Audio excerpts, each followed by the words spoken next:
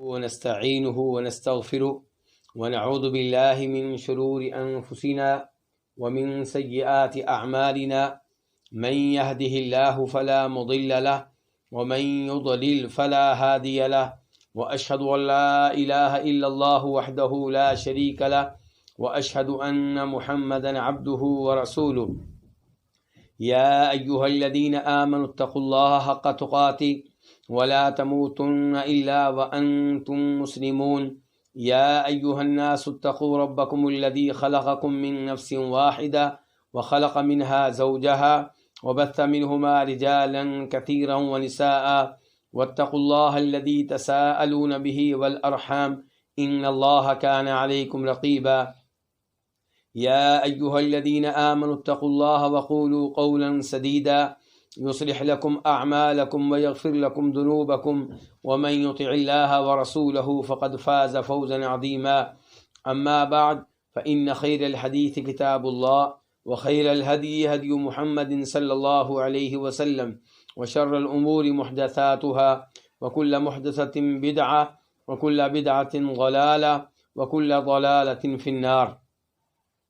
الوافی بما فی الصحیحین، تیسرا مقصد العبادات، 12ویں کتاب الحج والعمرہ، پہلی فصل حج کے احکام اور حج کے اعمال، 19واں باب استلام الحجری و تقبیلہ، باب استلام الحجری و تقبیلہ، یعنی کہ اس باب میں تذکرہ ہوگا اس بات کا کہ حجر اسود کو ہاتھ لگانا اور حجر اسود کو بوسہ دینا، یعنی کہ اس کے بارے میں کیا رہنمائی ملتی ہے نبی علیہ الصلوۃ والسلام کی احادیث سے۔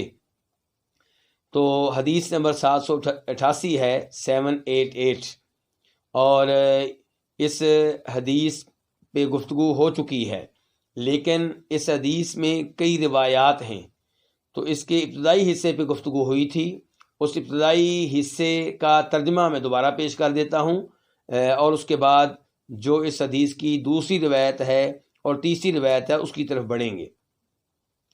عن عبداللہ بن عمر رضی اللہ عنہما، جناب عبداللہ بن عمر رضی اللہ عنہما سے روایت ہے، وہ کہتے ہیں لم ارى النبی صلی اللہ علیہ وسلم یستلم من البیت الا الرکنین الیمانیین، میں نے نبی علیہ الصلوۃ والسلام کو نہیں دیکھا کہ آپ بیت اللہ میں سے کسی چیز کو ہاتھ لگاتے ہوں سوائے دو یمنی کونوں کے، دو یمنی کناروں کے۔ بیت اللہ کے 4 کونے ہیں، اور ایک کونا وہ ہے جس میں حجر اسود ہے، اور ایک جو اس کے بالکل ساتھ ہے، اس کو کیا کہتے ہیں؟ رکن یمانی۔ رکن یمانی اس لیے کہتے ہیں کہ جس جانب وہ ہے اسی جانب یمن واقع ہے، اور حجر اسود کا کونا جو ہے یہ یمن والی سائڈ پہ نہیں ہے، لیکن چونکہ دونوں قریب ہیں تو دونوں کا ایک ساتھ نام رکھتے ہیں کہ یمانی رکن، یمن والے رکن، یمن والے کونے۔ تو جناب عبداللہ بن عمر فرما رہے ہیں کہ نبی علیہ الصلوۃ والسلام بیت اللہ میں سے صرف 2 یمنی کناروں کو، کونوں کو ہاتھ لگایا کرتے تھے۔ یہاں سے یہ بھی پتہ چلا کہ کسی کو بھی یہ نہیں کرنا چاہیے کہ تبرک کے طور پہ، محبت کے طور پہ، عبادت کے طور پہ وہ بیت اللہ کی دیگر دیواروں کو، کونوں کو، دروازوں کو ہاتھ لگائے۔ البتہ وہ جگہ جسے ملتزم کہتے ہیں، جو بیت اللہ کے دروازے اور حجر اسود کے مابین واقع ہے، اس کو ہاتھ لگانا یا اس کے ساتھ اپنا جسم لگانا یہ ثابت ہے، اور اس بارے میں روایت ابو داؤد شریف میں آتی ہے۔ اب ہم بڑھتے ہیں اس حدیث کی دوسری روایت کی طرف۔ حدیث کا نمبر یہی رہے گا 788، اور پھر بتا دوں اس کے ابتدائی حصے پہ تفصیل کے ساتھ گفتگو ہو چکی ہے۔ وفی روایت للبخاری، بخاری شریف کی ایک روایت میں ہے قال سأل رجل ابن عمر، کہ ایک آدمی نے سوال کیا جناب عبداللہ بن عمر سے۔ یہ سوال کرنے والے صاحب کون ہیں؟ زبیر بن عربی۔ کیا نام ہے ان کا؟ زبیر بن عربی، اور یہی راوی ہیں، یعنی کہ یہ کہنے والے قال، اس نے کہا، یہ کون ہے؟ زبیر بن عربی، کہ سأل رجل، ایک آدمی نے سوال کیا۔ سوال کرنے والے کون ہیں؟ خود وہ ہیں، زبیر بن عربی ہیں۔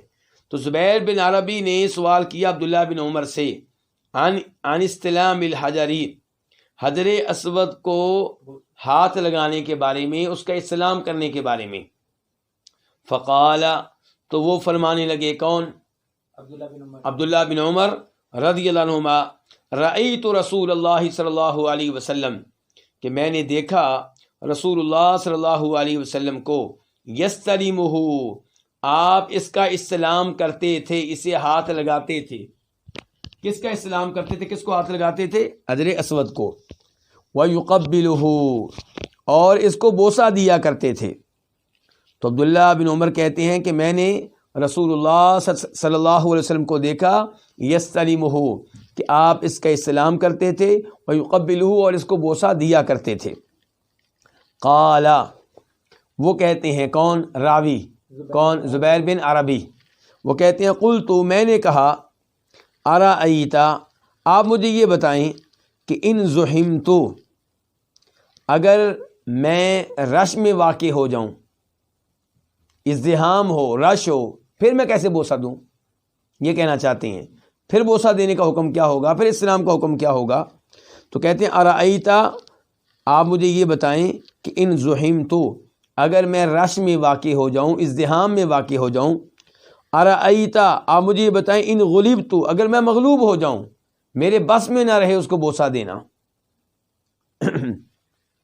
قال، تو فرمانے لگے، کون؟ عبداللہ بن عمر رضی اللہ تعالیٰ عنہما، اجعل ارأیت بالیمن، یہ جو لفظ تم بول رہے ہو نا کہ ارأیت، مجھے بتائیں کہ اگر میں رش میں واقع ہو جاؤں، مجھے بتائیں اگر میں مغلوب ہو جاؤں، یہ لفظ جو تم بول رہے ہو، اگر مجھے بتائیں، ارأیت، یہ لفظ ہے نا ارأیت، مجھے بتائیں، کہا اجعل ارأیت بالیمن، اس کو یمن میں چھوڑاؤ، جہاں سے تم آئے ہو نا اس کو ادھر ہی لے جاؤ.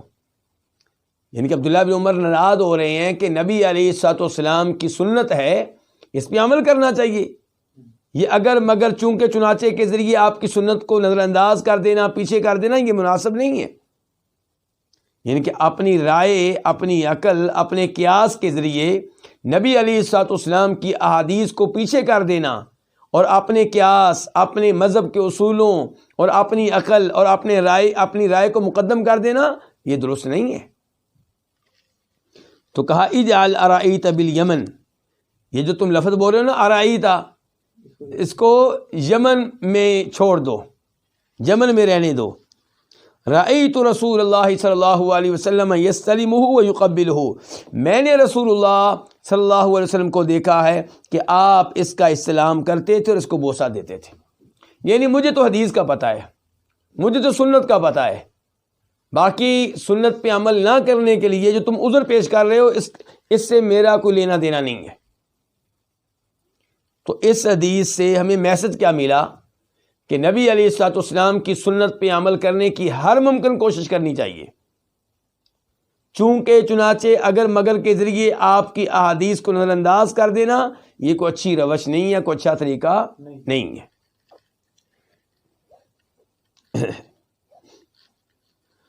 ولی مسلم، اور مسلم شریف کی ایک روایت میں ہے، قال نافع، کہ نافع کہتے ہیں. کون کہتے ہیں؟ نافع. یعنی کہ پہلے یہ حدیث روایت کر رہے تھے جناب عبداللہ بن عمر سے زبیر بن عربی، اب کون روایت کر رہے ہیں؟ نافع. تو نافع کہتے ہیں رأیت ابن عمر، میں نے جناب عبداللہ بن عمر کو دیکھا، یستلم الحجر بیدہ، میں نے ان کو اس حالت میں دیکھا کہ وہ اپنے ہاتھوں سے حجر اسود کا استلام کر رہے تھے، حجر اسود کو اپنا ہاتھ لگا رہے تھے. ثم قبل یدا، پھر انہوں نے اپنے ہاتھ کو بوسہ دیا.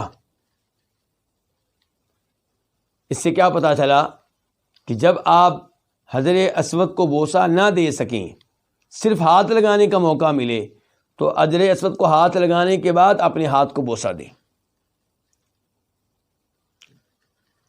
لیکن اگر آپ کو ہاتھ لگانے کا موقع نہیں ملتا، آپ دور سے اشارہ کر رہے ہیں، تو پھر اپنے ہاتھ کو بوسہ نہیں دینا چاہیے. جبکہ دیکھا یہ گیا ہے کہ پاک و ہند کے لوگ جب دور سے اشارہ کر رہے ہوتے ہیں تب بھی اپنے ہاتھ کو بوسہ دے رہے ہوتے ہیں، تب بوسہ دینا آپ سے ثابت نہیں ہے. آپ بوسہ اپنے ہاتھ کو تب دیں گے جب وہ حجر اسود کو لگے گا. یہ ہے سنت نبی علیہ الصلوۃ والسلام کی. یہاں پہ ایک مسئلہ یہ بھی بیان کر دوں کہ حجر اسود کو بوسہ دینے کا مقصد کیا ہے؟ نبی علیہ الصلوۃ والسلام کی سنت پہ عمل کرنا. ایسا نہیں ہے کہ حجر اسود کو آپ ہاتھ لگائیں گے تو آپ کے ہاتھ کی پھنسیاں ختم ہو جائیں گی. حجر اسود کو ہاتھ لگا کے چہرے پہ لگائیں گے تو چہرے کے جو داغ دھبے ہیں وہ دور ہو جائیں گے. تو حجر اسود کی برکت کیا ہے کہ اس کو ہاتھ لگانے سے گناہ جڑتے ہیں. اس کی برکت کیا ہے؟ اس کو ہاتھ لگانے سے اجر و ثواب ملتا ہے. یہ اپنی طرف سے سوچ قائم کر لینا کہ اگر میرا چہرہ، میرا ہاتھ حجر اسود کو لگ گیا، بیت اللہ کی دیوار کو لگ گیا تو مجھے شفا مل جائے گی، میری بیماریاں دور ہو جائیں گی، یہ سوچ درست سوچ نہیں ہے. اسی لیے جناب عمر فاروق نے کہا تھا، بخاری شریف کی حدیث ہے، حجر اسود کو مخاطب کر کے کہا تھا کہ حجر اسود،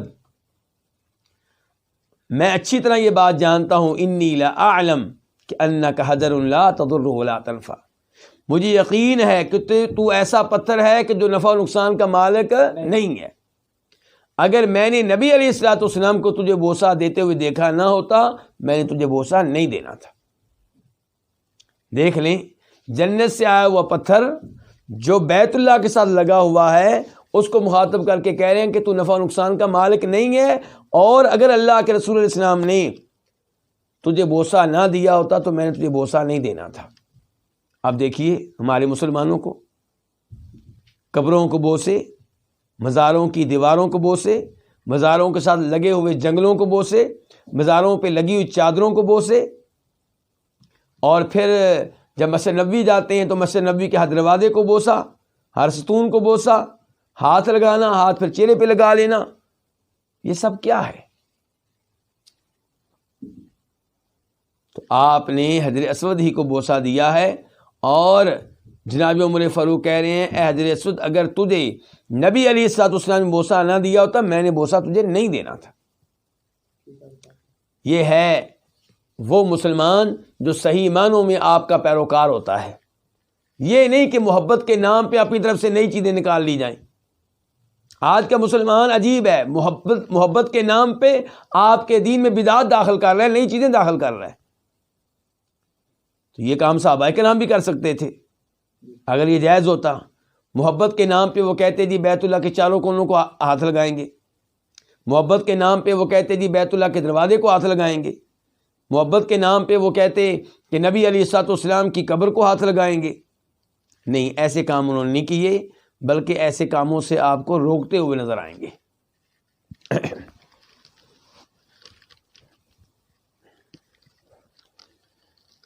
تو پھر سنت کیا ہے؟ حجر اسود کو آپ کیا کریں؟ بوسہ دیں. بوسہ نہ دے سکیں تو اپنا ہاتھ لگائیں اور اپنے ہاتھ کو بوسہ دے لیں. اگر یہ بھی ممکن نہ ہو تو آپ کے پاس جو چھڑی ہے وہ چھڑی آپ لگائیں. کس کو؟ حجر اسود کو. اور اگر وہ بھی نہیں ہے تو پھر دور سے آپ اشارہ کریں گے. اب ہم منتقل ہوتے ہیں اس حدیث کی طرف جو اس کے بعد ہے 789 799 میم. اس حدیث کو اپنی کتاب میں جگہ دینے والے امام کون سے؟ امام مسلم. عن جابر قال طاف رسول اللہ صلی اللہ علیہ وسلم بالبیت فی حجۃ الوداع علی راحلتہ. جناب جابر بن عبداللہ الانصاری رضی اللہ تعالیٰ عنہما سے روایت ہے، کہتے ہیں کہ نبی علیہ الصلوۃ والسلام نے بیت اللہ کا طواف کیا، بیت اللہ کے ساتھ چکر لگائے، بیت اللہ کا آپ نے طواف کیا فی حجۃ الوداع، حجۃ الوداع کے موقع پہ. آپ علیہ الصلوۃ والسلام نے اپنی حج میں کتنے طواف کیے ہوں گے؟ ایک تو طواف آپ نے کیا تھا جب آپ پہنچے تھے مکہ، جس کو کیا کہتے ہیں؟ طواف قدوم. اور چونکہ آپ حج قران کر رہے تھے تو حج قران والے پہ طواف قدوم واجب یا فرض نہیں ہے، لیکن آپ نے وہ کیا تھا.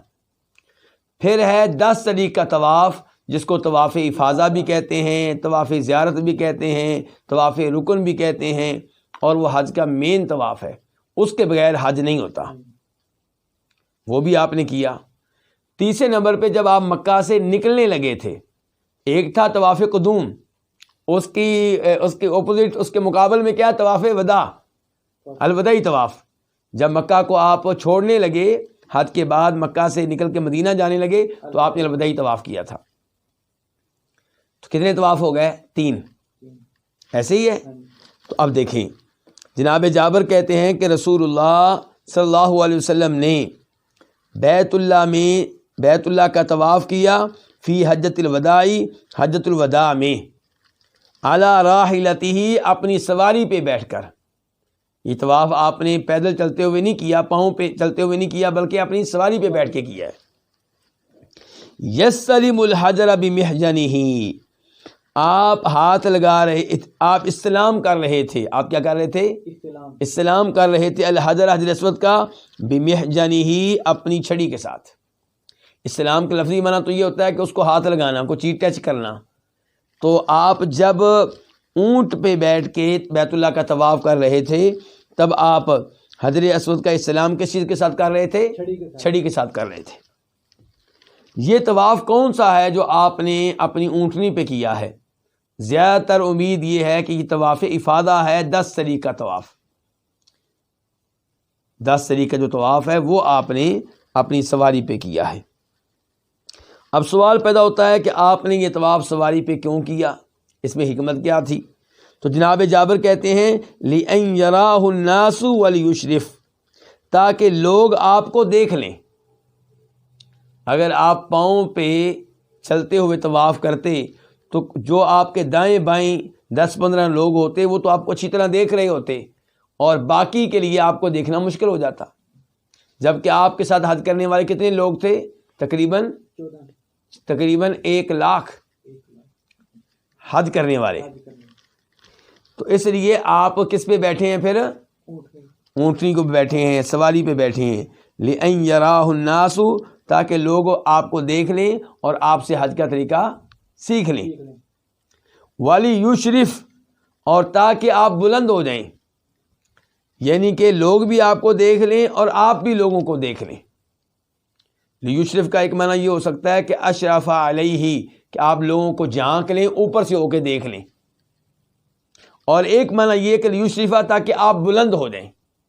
تو یہ حکمت تھی آپ کے اونٹنی پہ بیٹھ کے طواف کرنے کی۔ وَلِيَسْأَلُوهُ، اور تاکہ آپ سے وہ لوگ سوال کر لیں، جس نے کوئی مسئلہ پوچھنا ہو وہ آسانی سے پوچھ سکیں۔ فَإِنَّ النَّاسَ غَشُوهُ، کیونکہ لوگوں نے آپ کو گھیر لیا تھا، لوگوں نے آپ کو ڈھانک لیا تھا، لوگوں نے آپ پہ رش قائم کر لیا تھا۔ لوگ بہت زیادہ تھے اور آپ کے دائیں بائیں بہت رش ہو گیا تھا، ظاہر ہے ہر کوئی آپ کے قریب آنا چاہ رہا تھا۔ اس لیے آپ نے پھر طواف کس کے اوپر بیٹھ کے کیا؟ اپنی سواری پہ، اپنی اونٹنی پہ۔ اچھا، یہاں سے ایک تو پتہ چلا کہ آپ نے بیت اللہ کا طواف کیا حجۃ الوداع میں۔ حجۃ الوداع کیوں کہتے ہیں؟ کیونکہ یہ وہ حج ہے جس کے بعد آپ نے لوگوں کو الوداع کہہ دیا، دنیا سے رخصت ہو گئے، اور حج کے دوران آپ نے ایسے اشارے بھی دیے تھے۔ مثال کے طور پہ آپ نے ایک دفعہ کہا تھا، لوگوں حج کا طریقہ سیکھ لو، لعلی لا اراکم بعد عامی ھذا، شاید اس سال کے بعد میں تمہیں دیکھ نہ سکوں۔ کبھی آپ کہتے تھے لعلی لا القاکم بعد عامی ھذا، شاید اس سال کے بعد میری تمہاری ملاقات نہ ہو سکے۔ اچھا، اب یہاں پہ ایک سوال پیدا ہوگا کہ آپ تو سواری پہ بیٹھے ہیں اس لیے تاکہ لوگ آپ کو دیکھ لیں، لوگ آپ سے مسئلے پوچھ لیں۔ کیا کوئی آدمی کسی عذر کے بغیر کسی چیز پہ بیٹھ کے طواف کر سکتا ہے؟ اونٹنی پہ، اور آج کے زمانے میں وہاں مل جاتی ہیں ویل چیئر، تو کسی چیز پہ سوار ہو کے، بہرحال وہ سواری کوئی بھی ہو سکتی ہے، کسی چیز پہ سوار ہو کے، پیدل چلنے کے بجائے کسی چیز پہ سوار ہو کے طواف کیا جا سکتا ہے۔ اس میں علماء کرام کے 2 موقف ہیں۔ ایک موقف ہے شافعی علماء کرام کا، اور یہی موقف ہے ظاہری علماء کرام کا۔ وہ کہتے ہیں اس میں کوئی مسئلہ نہیں ہے، شریعت کا مقصد یہ ہے کہ آپ بیت اللہ کے چکر لگائیں، چاہے اب آپ پاؤں پہ چلتے ہوئے لگائیں، چاہے آپ سواری پہ بیٹھ کے لگائیں۔ مقصد کیا ہے؟ بیت اللہ کے کیا لگانے ہیں؟ چکر، طواف کرنا ہے۔ 7 چکر آپ نے لگانے. دوسرا موقف ہے کہ ان کا یہ حنفی علماء کرام کا، وہ کیا کہتے ہیں؟ وہ کہتے ہیں طواف میں واجب ہے کہ آپ پیدل چلیں. طواف میں کیا ہے؟ واجب ہے کہ آپ پیدل چلیں. اگر کسی کا عذر ہو، کوئی مجبوری ہو، تو وہ بیٹھ سکتا ہے سواری پہ، لیکن بغیر مجبوری کے آپ کو سواری پہ بیٹھ کے طواف کرنے کی اجازت نہیں ہے.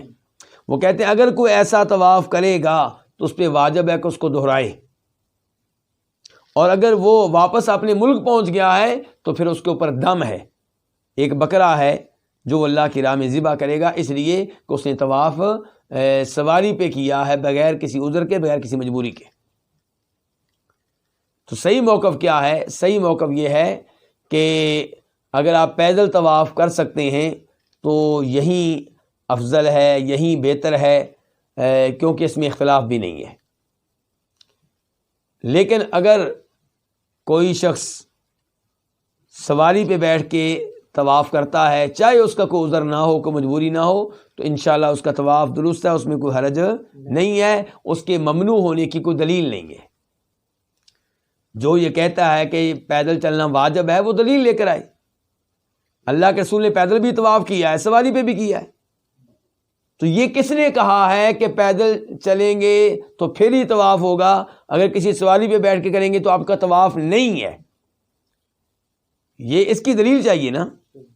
بیٹھے بیٹھے آپ ایک چیز کو واجب قرار دے رہے ہیں اور پیدل اور سواری پہ بیٹھنے کو آپ ممنوع قرار دے رہے ہیں، اس کی دلیل ہونی چاہیے، جبکہ ایسی کوئی دلیل نہیں ہے.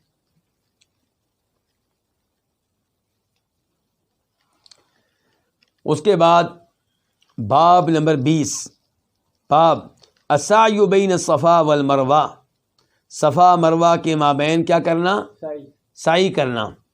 عربی میں لفظ کیا ہوتا ہے؟ عین کے سکون کے ساتھ سعیو، عین کے اوپر یعنی کہ عین کے نیچے زیر نہیں پڑنی، لیکن اردو میں اب چلتا ہے تو ہمیں بھی وہی لفظ بولنا پڑتا ہے جو چل رہا ہے. تو صفا مروہ کے مابین کیا کرنا؟ سعی کرنا.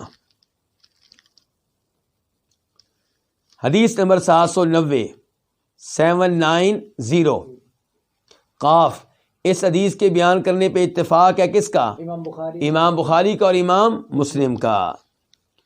باقاعدہ طور پہ حدیث پڑھنے سے پہلے یہ وضاحت کر دوں کہ صفا مروہ کی سعی کی حیثیت کیا ہے، اس کا مقام و مرتبہ کیا ہے. تو شافعی علماء کرام، مالکی علماء کرام، حنبلی علماء کرام کہتے ہیں کہ یہ چیز رکن ہے. رکن کا مطلب کیا ہوا؟ کہ اس کے بغیر حج نہیں ہوگا، اس کے بغیر عمرہ نہیں ہوگا. جیسے ہم کہتے ہیں کہ نماز میں سورہ فاتحہ کیا ہے؟ رکن ہے. کیا مطلب؟ کہ اگر سورہ فاتحہ نہیں پڑھیں گے تو آپ کی نماز نہیں ہوگی. سجدے صاحب بھی کر لیں تو کام نہیں آئیں گے. جیسے نماز میں سجدہ رکن ہے، نماز میں رکوع رکن ہے. اگر کوئی آدمی 2 سجدوں میں سے ایک سجدہ چھوڑ دیتا ہے اور بعد میں اس کی جگہ پہ 2 سجدہ صاف کر لیتا ہے تو اس کی یہ رکعت نہیں ہوگی. جو رکن ہوتے ہیں ان کے بغیر وہ چیز ہوتی نہیں ہے جس چیز کے وہ رکن ہوتے ہیں. نماز کا رکن جو ہے وہ نہیں ہوگا تو نماز نہیں ہوگی. حج کا رکن نہیں ہوگا تو حج نہیں ہوگا. تو حج میں یہ چیزیں ارکان کی حیثیت رکھتی ہیں. کیا؟ نمبر 1 نیت کرنا، یعنی کہ آپ کی نیت ہو کہ میں حج کر رہا ہوں.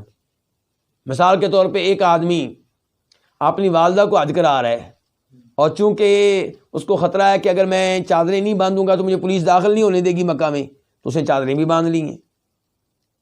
چادریں بھی باندھ دی ہیں اور والدہ کو طواف کرانے کے لیے 7 چکر بھی اس نے لگائے ہیں، ساتھ ساتھ صفا مروہ کے بھی لگائے ہیں، عرفات میں بھی گیا، سب کچھ کیا ہے.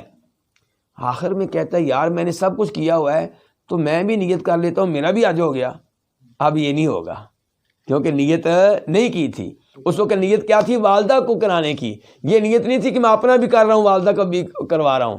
اگر وہ نیت کر لیتا کہ اپنا بھی کر رہا ہوں والدہ کو بھی کروا رہا ہوں، بہت اچھی بات تھی. تو حج کے ارکان میں کیا ہے؟ ایک تو نیت، دوسرے نمبر پہ عرفات میں ٹھہرنا، عرفات میں وقوف کرنا، اور تیسرے نمبر پہ 10 طریق کا طواف کرنا، چوتھے نمبر پہ صفا مروہ کی سعی کرنا. ان میں سے کوئی بھی چیز رہ جائے گی تو حج نہیں ہوگا. لیکن 10 تاریخ کا طواف جو ہے وہ لیٹ ہو سکتا ہے، 10 کو نہیں کر سکے، 11 کو کر لیں، 12 کو کر لیں، 13 کو کر لیں۔ صفا مروہ کی صحیح بھی ایسے ہی ہے، لیکن عرفات کا دن جو ہے مخصوص ہے، وہ رہ گیا سو رہ گیا۔ اس لیے اللہ کے رسول نے فرمایا تھا الحج عرفہ، حج نام ہے میدان عرفات میں وقوف کرنے کا، کیونکہ وہ رہ گیا تو اس کا کوئی متوازن نہیں ہے، اس کی بات کو اور گنجائش نہیں ہے۔ تو بہرحال یہ صفا مروہ کی صحیح جو ہے امام مالک، امام شافی، امام احمد بن حنبل وغیرہ کے ماننے والوں کے ہاں کیا ہے؟ رکن ہے، اور حنفی علماء کرام کے ہاں یہ واجب ہے۔ وہ فرق کرتے ہیں واجب میں اور رکن میں، تو کہتے ہیں یہ واجب ہے۔ کیا مطلب؟ کہتے ہیں کہ یہ کرنی چاہیے، لیکن اگر رہ جائے تو حج پھر بھی ٹھیک ہے، جس کی رہ گئی ہے وہ ایک بکرا ذبح کر دے، اس کے اوپر دم ہے، اس کے اوپر کیا ہے؟ دم ہے۔ یہ نہیں کہ حنفیوں کے ہاں صفا مروہ کی صحیح کا وہ مقام و مرتبہ نہیں ہے جو شافیوں، مالکیوں اور حنابلہ کے ہاں ہے۔ اور ہم اس مسئلے میں کن کے ساتھ ہیں؟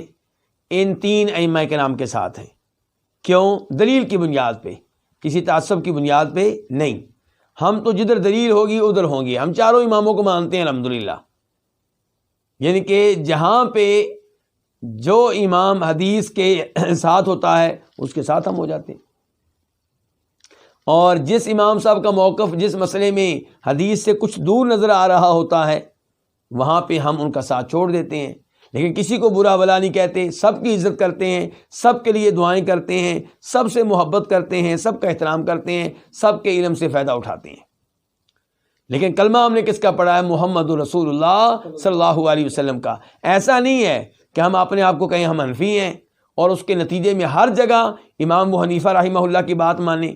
اب ظاہر ہے وہ نبی تو نہیں ہے، کہیں کہیں ان سے غلطی بھی ہوگی، اسی لیے تو انہوں نے کہا تھا کہ میرا مسلک کیا ہے؟ صحیح حدیث، فہو مذہبی، اذا صح الحدیث فہو مذہبی، صحیح حدیث مل جائے تو سمجھو میرا یہی مذہب ہے، میرا یہی مسلک ہے۔ ان کے وہ کہا کرتے تھے میرے قول کو دیوار پہ دے مارنا اگر وہ صحیح حدیث کے خلاف نکلے، اور یہی تعلیمات باقی 3 ائمہ کرام کی ہیں۔ تو اگر شافی بھی یہی انداز اختیار کریں کہ ہم نے امام شافی کی ہر جگہ بات ماننی ہے، تو وہ بھی کئی مقامات پہ غلطی کر بیٹھیں گے، کیونکہ یہ نہیں ممکن کہ امام شافی ہر جگہ حق پہ ہوں، ہر مسئلے میں حق پر ہوں۔ مجموعی طور پہ چاروں امام حق پہ ہیں، مجموعی طور پہ، لیکن چند مسائل میں اس امام سے غلطی ہوئی ہوگی، چند مسائل میں دوسرے امام سے، چند مسائل میں تیسرے امام سے، چند مسائل میں چوتھے امام سے۔ اب اگر کوئی ایک امام کو پکڑ لے گا تو وہ چند مسائل میں غلطی کرے گا۔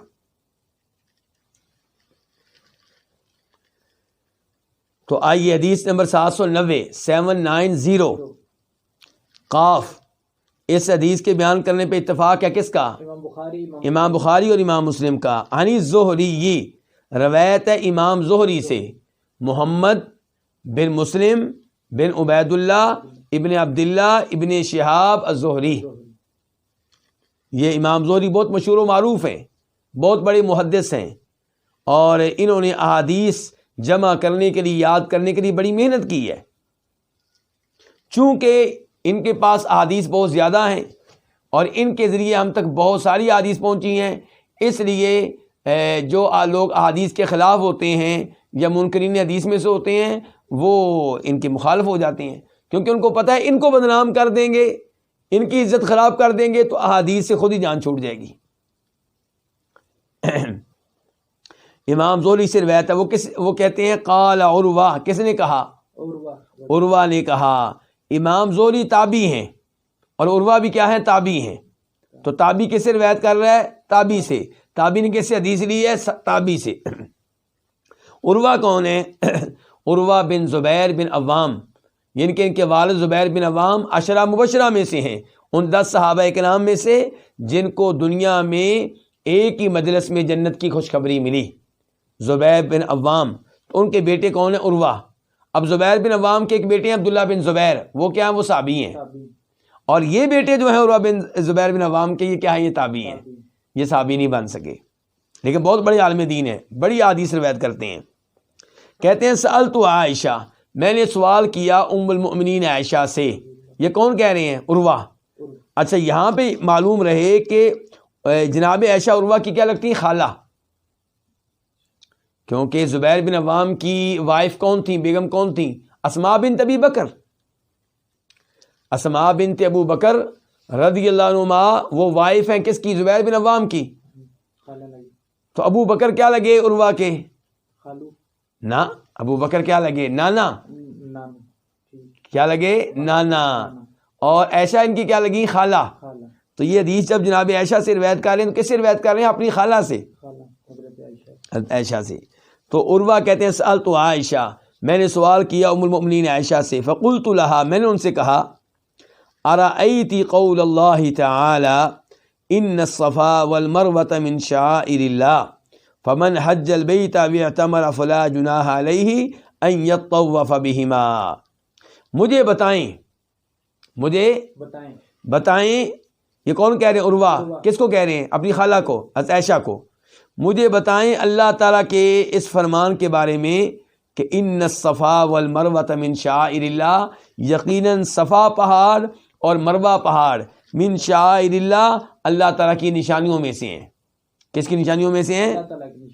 یعنی کہ اللہ کی نشانیوں میں سے ہیں، زمانے جاہلیت کی نشانیوں میں سے نہیں ہے. فمن حج البیت واعتمر، پس جو حج کرے کس کا؟ بیت اللہ کا. واعتمر یا کیا کرے؟ عمرہ کرے. فلا جناح علیہ، تو اس پہ کوئی گناہ نہیں ہے. ان یطوف بہما، کہ ان دونوں کے چکر لگائے، ان دونوں کا طواف کرے. کہ ان دونوں کا؟ صفا مروہ کا. ہاں جی، آپ کو کیا لگا ترجمہ سن کے کہ صفا مروہ کی صحیح واجب ہے یا واجب نہیں ہے؟ کیونکہ یہ کہا جا رہا ہے کہ اس پہ جو حج کرے بیت اللہ کا یا عمرہ کرے، اس پہ کوئی گناہ نہیں ہے کہ ان دونوں کا طواف کر لے. تو اب دیکھیے عروہ بن زبیر کی بات سنیے آپ. وہ کہتے ہیں آیت پڑھنے کے بعد، فواللہ، اللہ کی قسم، ما علی احد جناح، کہ کسی کو پر گناہ نہیں ہے، اللہ یطوف بالصفا والمروہ، کہ وہ صفا مروہ کا طواف نہ کرے. کیونکہ صفا مروہ کا طواف نہ کریں تو کوئی گناہ نہیں ہے. یہ اس ایسے معلوم ہو رہا ہے. سمجھے کہ نہیں سمجھے آپ؟ عروہ بن زبیر اپنی خالہ سے کہہ رہے ہیں، خالہ جی اس آیت کا مطلب تو یہ نکل رہا ہے. کیا نکل رہا ہے؟ نہ اگر طواف کرے تو کوئی گناہ نہیں. ہاں، یہ کہ اگر طواف نہ کریں تو کوئی گناہ نہیں ہے. یعنی کہ اس کا مطلب ہے کہ صفا مروہ کی سعی کے بغیر حج ٹھیک ہے. دل چاہے کر لے، دل چاہے تو کر لیں، نہ دل چاہے تو رہنے دیں. اور یہی صورتحال عمرے کی ہوگی. تو اشکال یہ کس کو پیدا ہوا ہے؟ عروہ بن زبیر کو. کون ہے؟ تابی. کون ہے؟ صحابی باپ کے بیٹے، صحابی ماں کے بیٹے، بھائی بھی صحابی، خالہ بھی کیا ہے؟ صحابیہ، نانا بھی کیا ہے؟ صحابی. علمی خاندان ہے نا. بہت بڑے امام ہوئے کہ نہ ہوئے؟ 4 اماموں سے بڑے ہوئے کہ چھوٹے ہوئے؟ بڑے ہوئے. ان سے کیا ہوئے؟ بڑے ہوئے. تابعی ہیں بھائی. اور صحابی کے باپ بھی صحابی ہے، ماں بھی صحابی ہے، بھائی بھی صحابی ہیں، خالہ بھی صحابی ہیں، بلکہ مزید آگے بڑھے تو ماموں بھی صحابی ہیں. تو ان کو قرآن کی آیت سمجھنے میں غلطی لگی ہے کہ نہیں لگی؟ کہنا ہی چاہتا ہوں. اس بڑے امام کو قرآن کی آیت کا مطلب سمجھنے میں اشکال پیدا ہوا کہ نہیں ہوا؟ بالکل ہوا. اور آپ نے اشکال کس کے سامنے رکھا؟ جناب عائشہ کے سامنے رکھا، اور کہا کہ مجھے تو یہ سمجھ آ رہی ہے کہ اگر کوئی آدمی حج کرتا ہے یا عمرہ کرتا ہے، صفا مروہ کی صحیح نہیں کرتا، تو اس کے اوپر کوئی گناہ نہیں ہے. قالت، تو جناب عائشہ فرمانے لگیں، بئس ما قلت یا ابن اختی، بڑی بری بات تو نے کہی ہے میرے بانجے. میرے بانجے تو نے بڑی بری بات کہی ہے، بڑی غلط بات کہی ہے. ان هذه لو كانت كما اولتها علیہ، اگر یہ آیت ایسے ہوتی، ان هذه یعنی کہ یہ آیت، بے شک یہ آیت لو كانت اگر ہوتی، کما اولتها علیہ جیسا کہ تو نے اس کی تفسیر کی ہے، اگر یہ آیت اس تفسیر کے مطابق ہوتی جس تفسیر کے مطابق تو نے اس کی تعویل کی ہے، تو کانت، تو پھر یہ یوں ہوتی. اگر جو تفسیر آپ بیان کر رہے ہیں نا اس آیت کی، اگر وہ تفسیر ہوتی نا تو کانت، تو اس آیت کے الفاظ یوں ہوتے کہ لا جناح علیہ اللہ یتطوف بہما، کہ جو بیت اللہ کا حج کرے یا عمرہ کرے تو اس پہ کوئی گناہ نہیں ہے کہ ان کا طواف نہ کرے، ان کی سعی نہ کرے۔ نہ کا لفظ آنا چاہیے تھا، پھر لفظ کیا آنا چاہیے تھا؟ نہ کا۔ اگر اس کا مطلب یہ ہوتا کہ صفا مروہ کی سعی ضروری نہیں ہے، اگر اللہ تعالیٰ یہ بیان کرنا چاہتے کہ صفا مروہ کی سعی واجب نہیں ہے، رکن نہیں ہے، ضروری نہیں ہے، لازمی نہیں ہے، تو اللہ تعالیٰ کہتے کہ اگر کوئی آدمی ان کی سعی نہیں کرتا تو اس کے اوپر گناہ نہیں ہے، اگر ان کا طواف نہیں کرتا، ان کے چکر نہیں کاٹتا تو اس کے اوپر گناہ نہیں ہے۔ لیکن اللہ تو کہہ رہے ہیں کہ اگر کوئی طواف کرے تو اس پہ گناہ نہیں ہے۔ اللہ تعالیٰ کہہ رہے ہیں کوئی طواف کرے اس پہ کوئی گناہ نہیں ہے۔ اصل میں اس کے پیچھے ایک واقعہ ہے، اس کے پیچھے سبب نزول ہے۔ آپ کو جاننا پڑے گا کہ یہ آیت کس ماحول میں نازل ہوئی، کس وجہ سے نازل ہوئی، یہ کیا بیان کرنا چاہ رہی ہے۔ جب وہ سمجھائیں گے تو پھر آپ سمجھائیں گے کہ اللہ نے یہ انداز کیوں اختیار کیا ہے کہ جو ان کی صحیح کرے تو اس کے اوپر کوئی گناہ نہیں ہے۔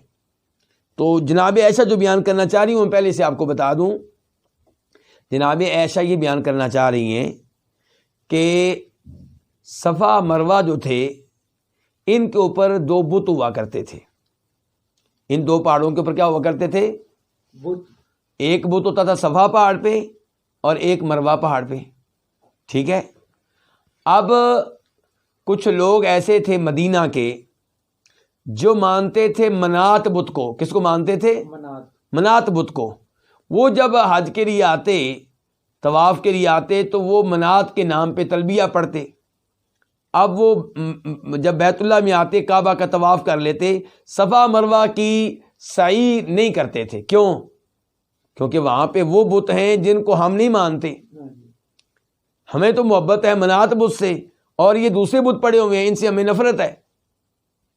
تو ان کا دل نہیں مانتا تھا کہ وہ صفا مروہ کی سعی کریں۔ تو اللہ تعالیٰ نے کہا جب کہ اسلام آ چکا کہ بھائی صفا مروہ کی صحیح کرنے میں کوئی حرج نہیں ہے، یعنی کہ یہ ذہن میں نہ رکھو کہ یہاں پہ وہ بت ہوا کرتے تھے تو اس لیے اب ہم نہ کریں، چونکہ وہ گناہ سمتے تھے۔ وہ کیا سمتے تھے؟ وہ صفا مروہ کی صحیح کو گناہ سمتے تھے، تو اللہ نے کہا نہیں گناہ بھائی، اللہ نے کہا نہیں گناہ۔ یہ بھائی کا لفظ ان کے میرے منہ سے غلطی سے نکل گیا، کیونکہ اللہ رب العزت کی طرف سے کہہ رہا ہوں تو ایسا لفظ استعمال نہیں کرنا چاہیے۔ تو بہرحال آیت کا مفہوم یہ ہوگا کہ یہ گناہ نہیں ہے، تم گناہ سمجھتے ہو، یہ گناہ نہیں ہے۔ ایک اور گروپ تھا لوگوں کا، وہ کون تھے؟ وہ جو صفا مروہ پہ موجود پہاڑوں کے معتقد تھے۔ اب جب تک وہ مسلمان نہیں تھے تب تک صفا مروہ کی صحیح خوشی سے کرتے تھے کہ ہمارے بت بھی یہاں پہ موجود ہیں۔ اب جب اسلام آ گیا، توحید پہ آ گئے، تو اب انہیں نفرت ہو گئی۔ کیوں؟ کیونکہ یہاں پہ وہ بت پڑے ہوئے ہیں۔ تو اللہ تعالیٰ نے ان کے بارے میں، ان کے بارے میں، ان سب لوگوں کے بارے میں وضاحت نازل کی، بھائی یہ جاہلیت کی نشانیاں نہیں ہیں صفا مروہ، یہ اللہ کی نشانیوں میں سے ہیں، اور تم ان کا طواف کرو، ان کے چکر کاٹو، کوئی گناہ نہیں ہے۔ تو اللہ تعالیٰ یہاں پہ صرف اتنا بتانا چاہ رہے ہیں کوئی گناہ نہیں ہے۔ آپ یہ نہیں بتانا چاہ رہے کہ صفا مروہ کی صحیح کا حکم کیا ہے، کیا وہ واجب ہے یا مستحب ہے یا سنت ہے، یہ بتانا نہیں چاہ رہے۔ اللہ تعالیٰ اس غلط عقیدے کی نفی کرنا چاہ رہے ہیں جو ان کے ذہنوں میں بیٹھا ہوا تھا کہ صفا مروہ کی صحیح کیا ہے، جرم ہے، گناہ ہے۔ مجھے امید ہے کہ بات واضح ہو چکی ہوگی۔ اب دیکھیے جناب ایسا کیا کہتی ہیں؟ کہتی ہیں بِئْسَ مَا قُلْتَ يَا ابْنَ أُخْتِي، میرے بانجے تو نے بڑی غلط بات کہی ہے، بڑی بری بات کہی ہے۔ إِنَّ هَٰذِهِ، بے شک یہ ایت، لو کانت، اگر ہوتی، کما اولتها علیہ، اگر یہ ایت ہوتی اس سوچ کے مطابق جس پہ تو نے اس کی تفسیر کی ہے، تو کانت، تو یہ یوں ہوتی کہ لا جناح علیہ، اس پہ کوئی گناہ نہیں ہے، اللہ یتطوف بہما، کہ وہ ان کا طواف نہ کرے، ان کے چکر نہ لگائے، ان کی صحیح نہ کرے۔ اللہ تعالیٰ تو کہہ رہے ہیں کہ جو چکر لگائے اس پہ کوئی گناہ نہیں ہے۔ اگر اللہ تعالیٰ یہ بیان کرنا چاہتے کہ یہ واجب نہیں ہے تو اللہ تعالیٰ کہتے کہ جو نہ چکر لگائے اس پہ کوئی گناہ نہیں ہے۔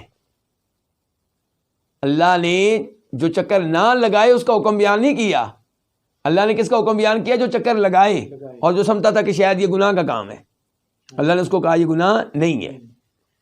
یہ وضاحت آگے کرتی ہیں جناب عائشہ فرماتی ہیں وَلَكِنَّهَا أُنزِلَتْ فِي الْأَنصَارِ، لیکن یہ آیت نازل کی گئی ہے انصاریوں کے بارے میں۔ کن کے بارے میں نازل کی گئی ہے؟ انصاریوں کے بارے میں۔ کانوا قبل ان یسلموا، وہ مسلمان ہونے سے پہلے یحلون تلبیہ پڑھا کرتے تھے لمنات الطاغیہ، منات بت کے لیے۔ منات بت جو کیا تھا؟ طاغیہ، طاغوت تھا۔ طاغوت کس کو کہتے ہیں؟ ہر وہ چیز جس کے اللہ کے علاوہ عبادت کی جائے وہ کیا ہے؟ طاغوت ہے۔ تو وہ منات جو بت تھا، طاغوت تھا، اس کے نام پہ وہ تلبیہ پڑھا کرتے تھے، اس کے نام پہ احرام باندھا کرتے تھے، اس کی نیت سے احرام باندھا کرتے تھے۔ یہ اب عائشہ بتانا چاہتی ہیں کہ یہ منات بت کہاں تھا؟ کہتی ہیں التی کانوا یعبدونہا، جس کی وہ لوگ عبادت کیا کرتے تھے عند المشلل، مشلل پہاڑ کے پاس۔ مشلل پہاڑ کہاں ہے؟ قدید کے علاقے میں۔ قدید مکہ مدینہ کے مابین ایک جگہ ہے، مکہ کے قریب ہو جاتی ہے، وہاں پہ مشلل پہاڑ تھا۔ اس پہاڑ کے پاس یہ بت تھا، کون سا؟ منات۔ اس کے نام کا وہ تلبیہ پڑھتے تھے۔ فکان من احلا، تو جو تلبیہ پڑھ لیتا، جو کیا کر لیتا؟ تلبیہ پڑھ لیتا، یتحرجو، وہ گناہ سمتا کہ وہ صفا مروہ کے چکر کاٹے، ان کا طواف کرے۔ یعنی کہ جو تلبیہ پڑھ لیتا کس کے نام کا؟ منات کے نام کا۔ جو منات کے نام کا تلبیہ پڑھ لیتا، یتحرجو، وہ گناہ سمتا تھا۔ کس بات میں گناہ سمتا تھا؟ کہ ان یطوف بالصفا والمروہ، کہ وہ صفا مروہ کے چکر لگائے، ان کی سعی کرے۔ فلما اسلموا، جب یہ لوگ مسلمان ہو گئے، کون؟ یہ انصاری لوگ جن کو بعد میں انصاری کہا گیا، یہ مدینہ کے لوگ جب مسلمان ہو گئے، سألوا رسول اللہ صلی اللہ علیہ وسلم عن ذالک، تو انہوں نے رسول اللہ صلی اللہ علیہ وسلم سے سوال کیا اس بارے میں۔ قالوا، کہنے لگے یا رسول اللہ، اے اللہ کے رسول، انا کنا نتحرج ان نطوف بین الصفا والمروہ، ہم صفا مروہ کے مابین طواف کرنے کو، ہم صفا مروہ کے مابین سعی کرنے کو گناہ سمتے تھے۔ فانزل اللہ، تو اللہ تعالیٰ نے یہ آیت نازل کی ان الصفا والمروہ من شعائر اللہ، بے شک صفا مروہ اللہ کی نشانیوں میں سے ہیں، یعنی کہ جاہلیت کی نشانیوں میں سے نہیں ہے۔ الآیہ، یعنی کہ پوری آیت۔ قالت عائشہ رضی اللہ تعالی عنہا، جناب عائشہ فرماتی ہیں یہ بیان کرنے کے بعد کہ یہ آیت کس مناسبت سے نازل ہوئی، کون سے غلط عقیدے کو ختم کرنے کے لیے نازل ہوئی، اس کے بعد کہتی ہیں وقد سن رسول اللہ صلی اللہ علیہ وسلم طواف بینہما، نبی علیہ الصلوۃ والسلام نے جاری کیا، فرض کیا، مقرر کیا ان دونوں کے مابین طواف کرنا، ان دونوں کے مابین سعی کرنا۔ کن دونوں کے مابین؟ صفا مروہ کے مابین۔ فلیس لأحد، یہ الفاظ قابل غور ہیں جناب عائشہ کے، کہتی ہیں فلیس لأحد، کسی کے لیے جائز نہیں ہے ان یترک الطواف بینہما، کہ وہ ان دونوں کے مابین طواف کو، ان دونوں کے مابین سعی کو ترک کرے، کہہ رہی جائز ہی نہیں ہے۔ اور مسلم کی ایک روایت میں لفظ آتے ہیں کہ وہ فرماتی ہیں اللہ تعالیٰ اس کا حج عمرہ مکمل ہی نہیں کرے گا جب تک کہ وہ صفا مروہ کے مابین چکر نہیں لگائے گا۔ تو اب بتائیے جناب عائشہ کے الفاظ کیا بتاتے ہیں؟ صفا مروہ کے مابین سعی جو ہے یہ رکن ہے یا رکن نہیں ہے؟ رکن ہے۔ وہ کہتے ہیں اللہ اس کا حج عمرہ مکمل ہی نہیں کرے گا۔ یہ ایک دلیل ہو گئی رکن ہونے کی۔ دوسری دلیل امام احمد روایت کرتے ہیں اپنی مسند میں کہ فرمایا نبی علیہ الصلوۃ والسلام نے اسعوا، سعی کرو، آرڈر۔ فإن اللہ كتب علیکم السعی، یقیناً اللہ نے تمہارے اوپر سعی فرض کر دی ہے۔ تو کیا پتہ چلا پھر کہ یہ فرض ہے، رکن ہے، ضروری ہے، اور اس میں کسی قسم کی سستی اور کوتاہی نہیں کرنی چاہیے۔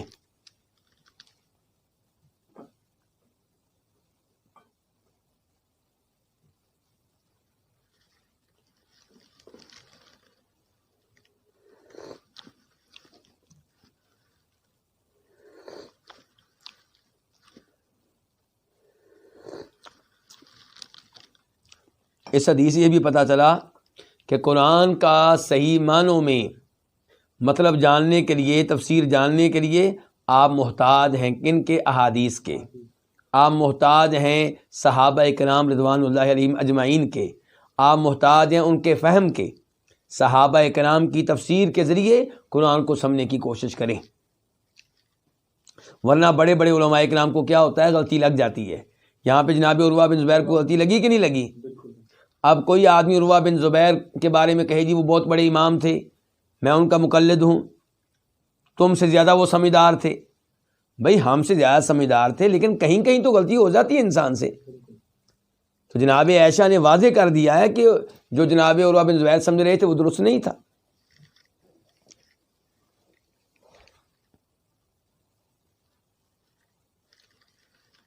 اور یہ بھی پتہ چلا کہ جن آیات کا سبب نزول ہو، شان نزول ہو، تو اس شان نزول کو اہمیت دینی چاہیے تاکہ آپ آیت کا مفہوم صحیح معنوں میں سمجھ جائیں۔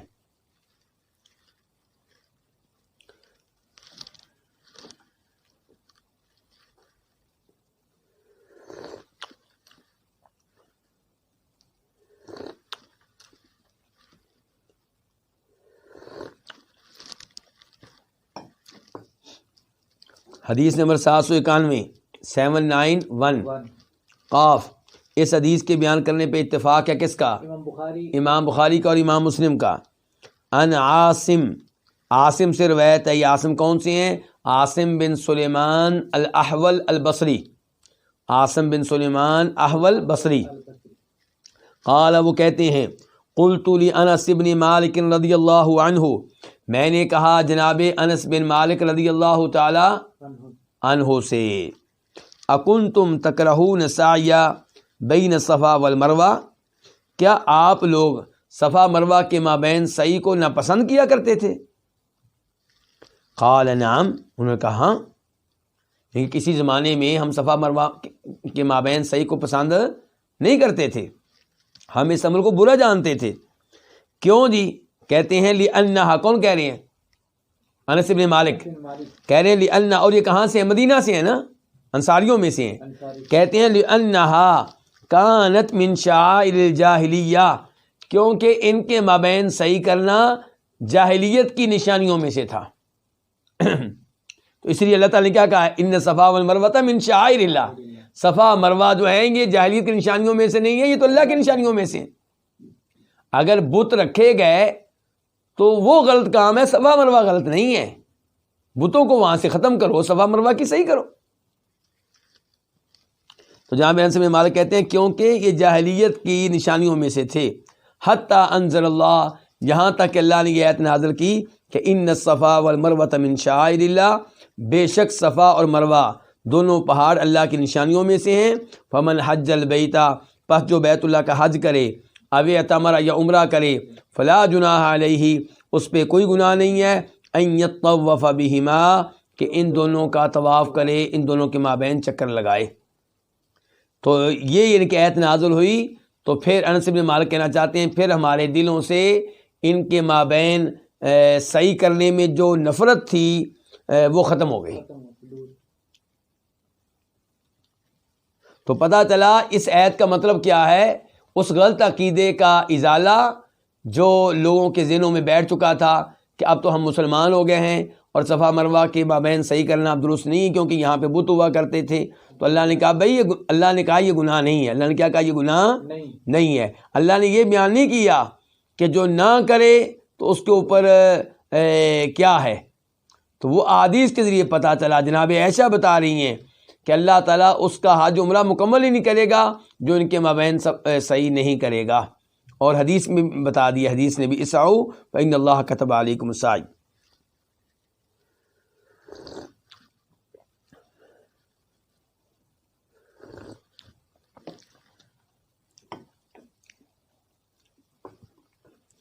باب نمبر 21، باب یوم الترویہ۔ یہ باب کس کے بارے میں ہے؟ یوم ترویہ کے بارے میں۔ ترویہ، روا یروی ترویہ، اس کا معنی ہوتا ہے کسی چیز کو سیراب کرنا، کسی کو کیا کرنا؟ سیراب کرنا۔ یوم ترویہ کہتے ہیں اصل میں ذی الحجہ کی 8 تاریخ کو۔ یوم ترویہ کس کو کہتے ہیں؟ ذی الحجہ کی 8 تاریخ، کیونکہ 8 تاریخ کو لوگ حج کے لیے نکلتے تھے، کس جانب؟ مینا کے لیے۔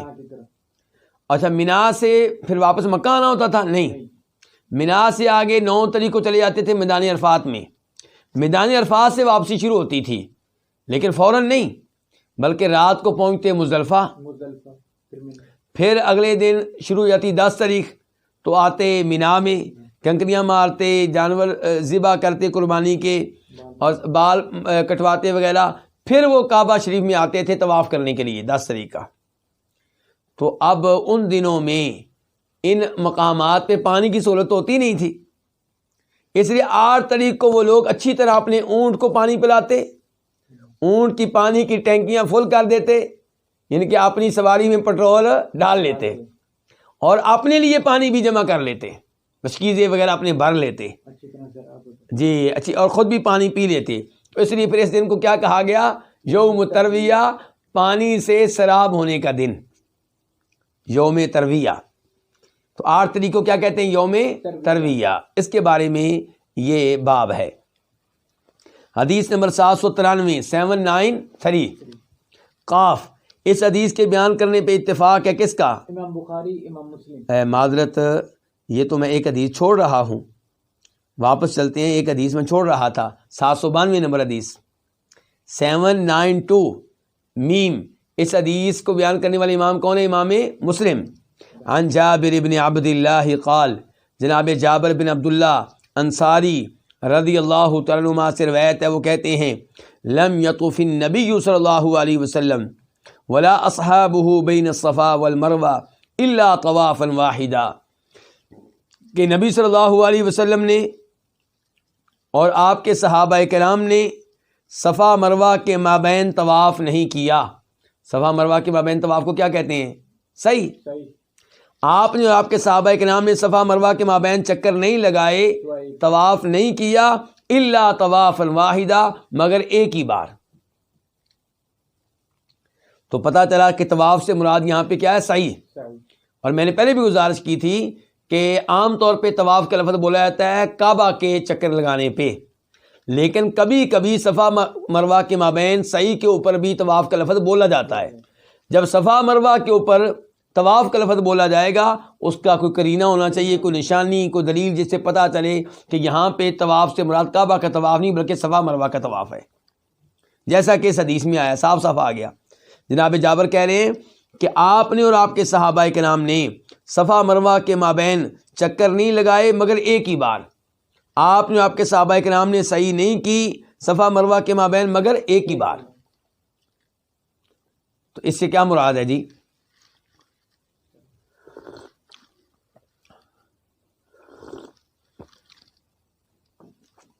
اس سے مراد وہ حاجی ہیں جو حج قران کر رہے تھے. آپ نے کون سا حج کیا تھا؟ آپ علیہ السلام نے حج قران. حج قران کا مطلب کیا؟ کہ حج عمرہ ان کی نیت ایک ساتھ کر لینا، اور بیچ میں حلال نہ ہونا، بیچ میں کوئی وقفہ نہ ہونا. مکہ میں پہنچ کے آپ طواف قدوم کر لیں گے، اس کے بعد صفا مروہ کی صحیح کریں گے. اب صفا مروہ کی صحیح آپ نے ایک دفعہ کرنی، کیونکہ آپ حج قران کر رہے ہیں. تو آپ نے صفا مروہ کی صحیح کتنی دفعہ کرنی؟ ایک بار، چاہے طواف قدوم کے ساتھ کر لیں، چاہے 10 تاریخ والے طواف کے ساتھ کر لیں. تو اسی کی وضاحت کر رہے ہیں جناب جابر. ورنہ تو آپ نے کتنے طواف کیے تھے؟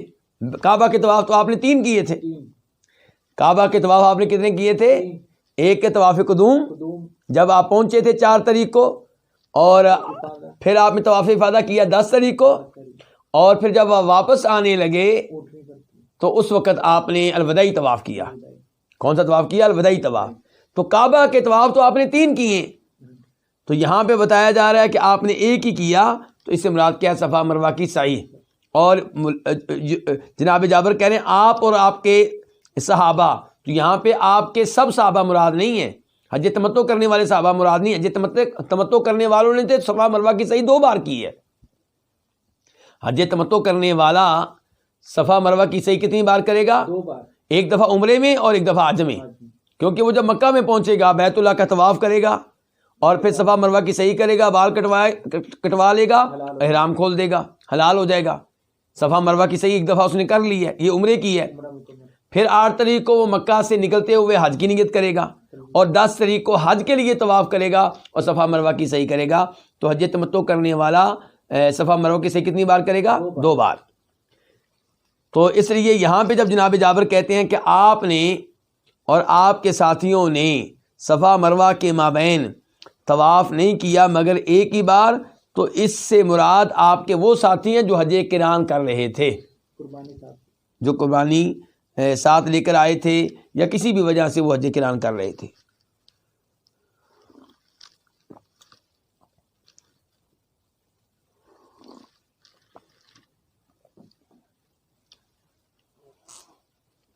اب ہے باب نمبر 21، باب یوم ترویہ۔ یوم ترویہ کے بارے میں یہ باب ہے، اور وضاحت کر چکا ہوں۔ یوم ترویہ کا مطلب کیا ہے؟ سیراب کرنے کا دن، یعنی کہ 8 تاریخ مراد ہے ذی الحجہ کی، جس دن وہ لوگ اپنے اونٹوں کو پانی سے سیراب کرتے، خود بھی پانی پیتے، اپنے برتن مشکیزیں بھی پانی سے بھر لیتے۔ حدیث نمبر 793 قاف۔ اس حدیث کو اپنی اپنی کتب میں جگہ دینے والے کون ہیں؟ امام بخاری اور امام مسلم۔ عن عبدالعزیز بن رفیع، کس سے روایت ہے؟ عبدالعزیز بن رفیع سے۔ قال، وہ کہتے ہیں سألت انس بن مالک، میں نے سوال کیا کس سے؟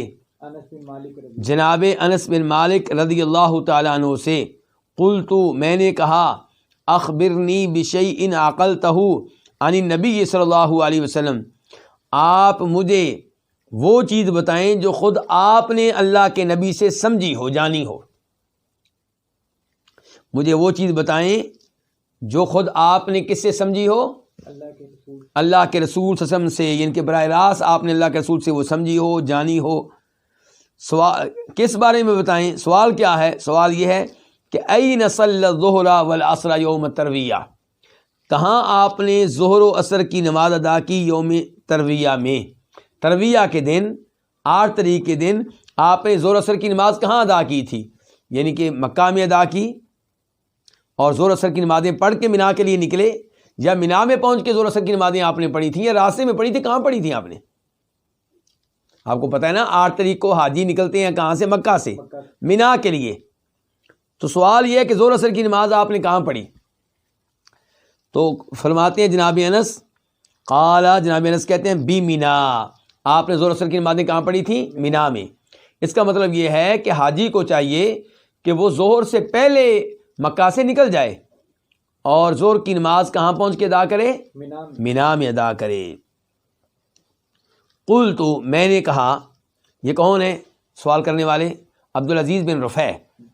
پہلا سوال کر چکے ہیں، اب دوسرا سوال کہتے ہیں فَأَيْنَ صَلَّى الْعَصْرَ يَوْمَ النَّفْرِ، آپ نے عصر کی نماز کہاں پڑھی؟ یوم النفر، مینا سے نکلنے والے دن۔ حاجی حج کر کے مینا سے کس تاریخ کو نکلتے ہیں؟ 12 تاریخ کو، اور کئی ٹھہرتے ہیں 13 تاریخ تک۔ نبی علیہ السلام 13 تاریخ تک ٹھہرے تھے۔ تو یوم النفر مینا سے نکلنے کا دن، یعنی جب مینا سے آپ نکلے کنکریاں مار کے، تو مینا سے نکلنے کے بعد آپ نے عصر کی نماز کہاں پڑھی تھی؟ سمجھ گئے سوال؟ چلیے، فَأَيْنَ صَلَّى الْعَصْرَ يَوْمَ النَّفْرِ، تو آپ نے عصر کی نماز کہاں پڑھی؟ مینا سے نکلنے والے دن۔ قال، تو جناب انس بن مالک فرمانے لگے بالابطح، کہاں نماز پڑھی تھی آپ نے؟ ابطح، جس کو محسب بھی کہتے ہیں۔ یہ مینا سے تھوڑا سا آگے نکلیں مکہ جانے کے لیے تو ایک جگہ آتی ہے جس کو ابطح بھی کہتے ہیں، محسب بھی کہتے ہیں۔ محسب اس لیے کہ وہ وادی سی ہے جہاں چھوٹی چھوٹی کنکریاں ہوتی ہیں، اور یہی وہ جگہ ہے جہاں زمانے جاہلیت میں مکہ کے قریشیوں نے دیگر لوگوں کے ساتھ مل کے معاہدہ کیا تھا کہ محمد صلی اللہ علیہ وسلم کے قبیلے بنی ہاشم کا بائیکاٹ کیا جائے گا، اور بنی المطلب کا بھی بائیکاٹ کیا جائے گا جو ان کے ساتھ دے رہے ہیں۔ یہاں پہ انہوں نے قسمیں اٹھائی تھیں، معاہدے کیے تھے کہ ان کا بائیکاٹ کرنا ہے، اور کئی سال تک بائیکاٹ جاری رہا تھا۔ تو یہ وہ جگہ ہے جس کو کیا کہتے ہیں؟ ابطح اور محسب۔ اور اگر میں آج کل کے حاجیوں کو سمجھانا چاہوں کہ یہ کون سی جگہ ہے، تو یہ ہوگا کہ جب آپ کنکریاں مار کے پیدل جا رہے ہیں کہاں؟ مکہ کی طرف، تو آپ تھوڑا سا چلیں گے تو پھر آگے راستہ بائیں طرف مڑ رہا ہے، بائیں طرف راستہ مڑے گا پھر آگے وہ سرنگ آنے والی ہے، پہاڑ کے نیچے سرنگ بنی ہوئی ہے، طویل ترین سرنگ. اس سرنگ سے پہلے جو جگہ ہے جہاں پارک سا بھی بنا ہوتا ہے، کرسیاں بھی لگی ہوتی ہیں اور وہاں لوگ پانی بھی پی رہے ہوتے ہیں، تو وہ جگہ جو ہے وہ تقریباً ابتر محسب جگہ بنتی ہے. ثم قال، پھر انہوں نے کہا، کنہوں نے؟ انس بن مالک نے، افعل کما یفعل امراؤک، ویسے کرو جیسے تمہارے حکمران کرتے ہیں. کیا مطلب اس کا؟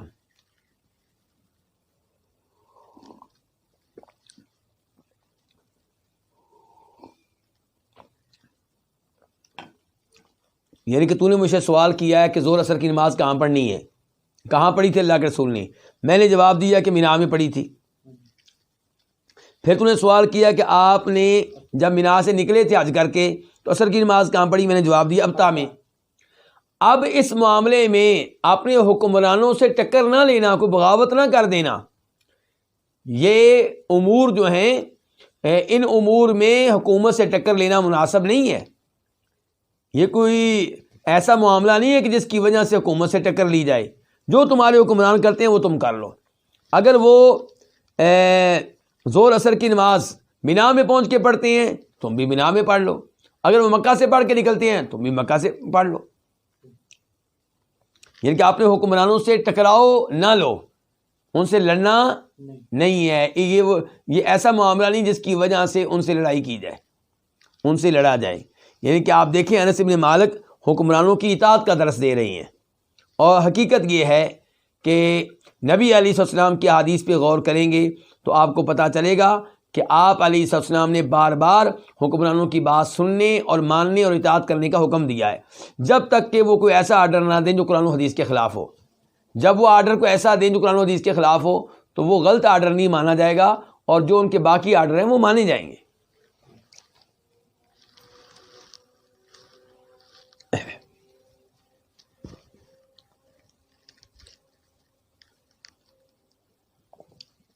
حدیث نمبر 794 794 میم. اس حدیث کو بیان کرنے والے کون سے امام ہیں؟ امام مسلم. عن عبداللہ بن عمر قال، جناب عبداللہ بن عمر رضی اللہ عنہ سے روایت ہے، وہ کہتے ہیں غدونا مع رسول اللہ صلی اللہ علیہ وسلم من منن الی عرفات، ہم صبح صبح نکلے نبی علیہ الصلوۃ والسلام کے ساتھ مینا سے عرفات کے لیے. صبح صبح سے مراد ہے سورج نکلنے کے بعد. سورج نکلنے کے بعد یعنی کہ دیکھیں نا، اللہ کے رسول علیہ الصلوۃ والسلام جب مینا آئے تھے مکہ سے تو وہاں پہ آپ نے ظہر کی نماز پڑھی 8 تاریخ کو، عصر کی پڑھی، مغرب کی پڑھی، عشاء کی پڑھی، فجر کی پڑھی. کتنی نمازیں ہوں گی؟ 5. اور فجر کی نماز پڑھی تو ابھی کون سا دن آگے شروع ہو رہا ہے؟ 9 تاریخ. یعنی کہ دن بھی، رات بھی 9 کی تھی لیکن دن کون سا ہو رہا ہے؟ 9. تو 9 تاریخ کے بارے میں کہہ رہے ہیں عبداللہ بن عمر، کہتے ہیں کہ ہم صبح نکلے، اور مراد کیا؟ سورج نکلنے کے بعد ہم صبح نکلے اللہ کے رسول کے ساتھ مینا سے کہاں جانے کے لیے؟ الی عرفات، عرفات جانے کے لیے. من الملبی، من جو ہے یہ تبعیضیہ ہے.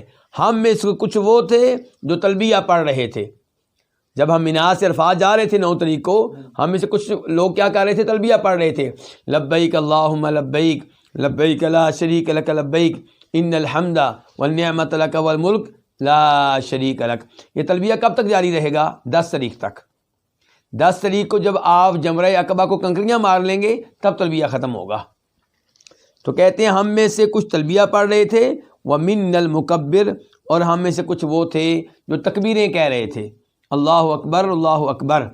بلکہ ایک روایت میں آتا ہے کہ کئی لوگ کیا کہہ رہے تھے؟ لا الہ الا اللہ پڑھ رہے تھے اور کئی تکبیریں پڑھ رہے تھے.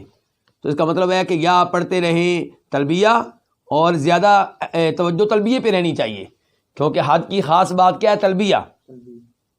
اور تکبیریں کیا ہوں گی؟ مثال کے طور پہ آپ یہ پڑھ لیں اللہ اکبر لا الہ الا اللہ واللہ اکبر وللہ الحمد.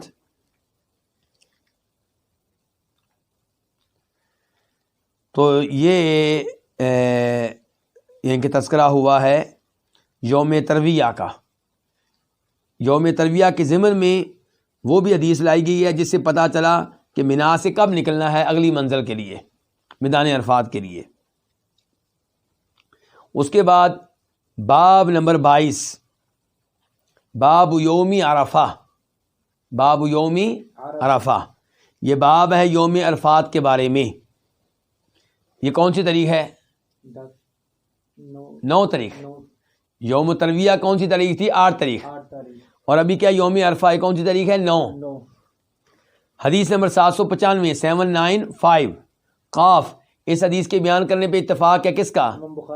امام بخاری کا، امام مسلم کا۔ عن عائشہ رضی اللہ عنہا، روایت ہے کس سے؟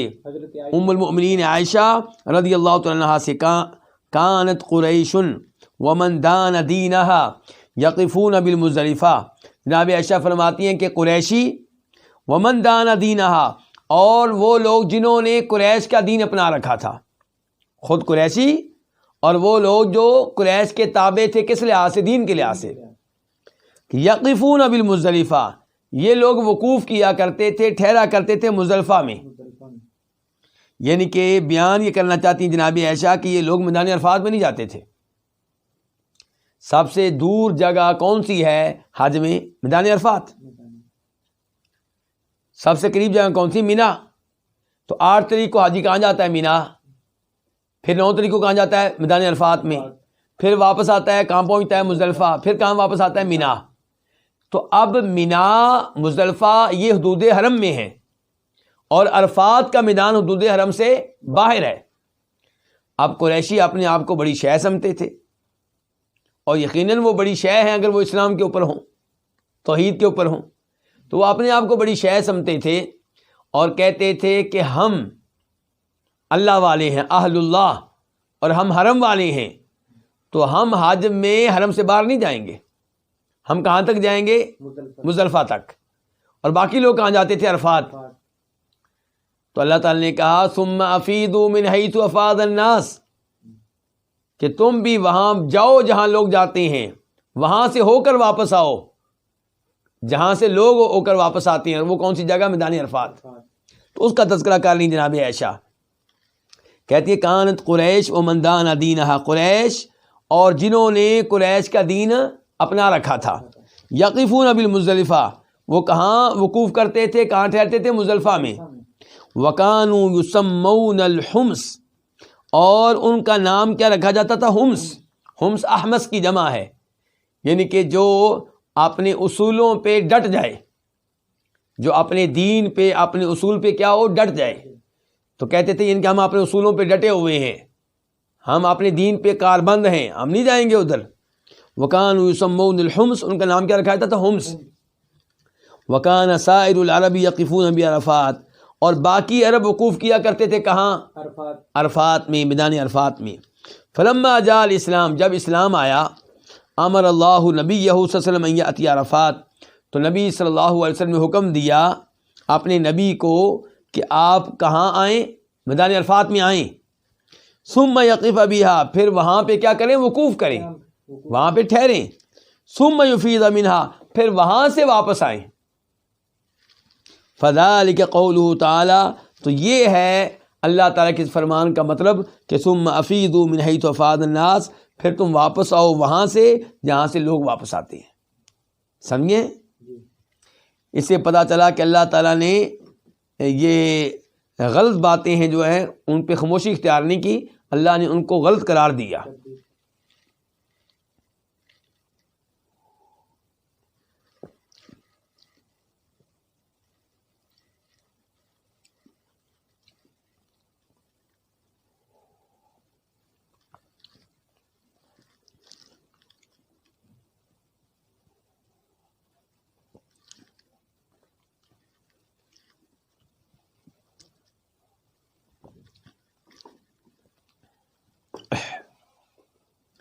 حدیث نمبر 796 796 میم، اس حدیث کو اپنی کتاب میں روایت کرنے والے کون سے امام ہیں؟ امام مسلم۔ عن جابر ان رسول اللہ صلی اللہ علیہ وسلم قال، روایت ہے جناب جابر بن عبداللہ انصاری رضی اللہ تعالیٰ عنہما سے کہ بے شک رسول اللہ صلی اللہ علیہ وسلم نے فرمایا نحرتها ہنا،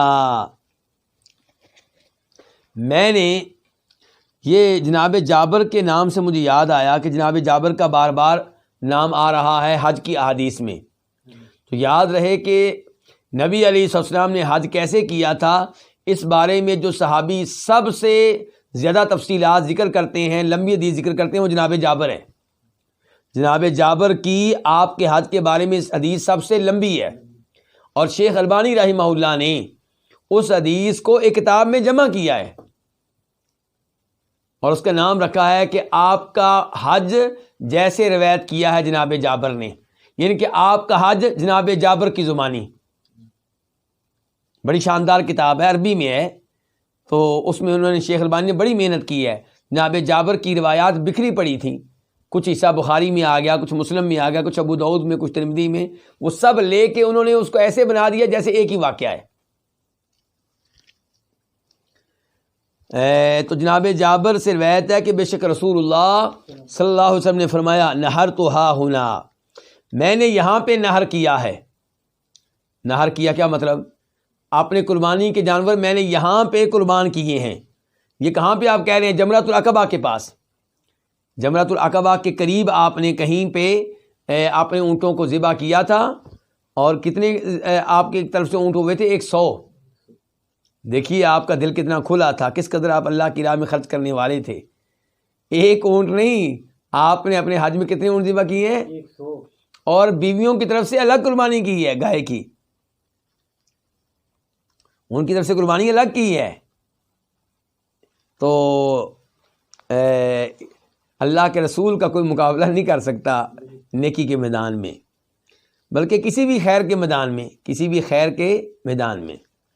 تو اللہ کے رسول صلی اللہ علیہ وسلم نے فرمایا نحرتها ہنا، میں نے اپنے قربانی کے جانور یہاں پہ نہر کیے ہیں۔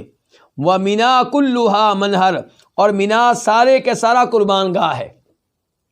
میں نے یہاں کیے ہیں، ایسا نہ ہو کہ لوگ کہیں جی ہم نے ادھر ہی آ کے کرنی ہے، اور اب 1 لاکھ آدمی اور موجودہ زمانے میں 25 لاکھ آدمی ایک ہی جگہ پہ قربان کرے، تو یہ آپ کی رحمت ہے کہ آپ نے اسی وقت واضح کر دیا تھا کہ ایک خاص جگہ پہ جمع ہونے کی کوشش نہ کرنا۔ مینا میں تم کسی بھی جگہ اپنے جانور کو کیا کر سکتے ہو؟ ذبح کر سکتے ہو، قربان کر سکتے ہو۔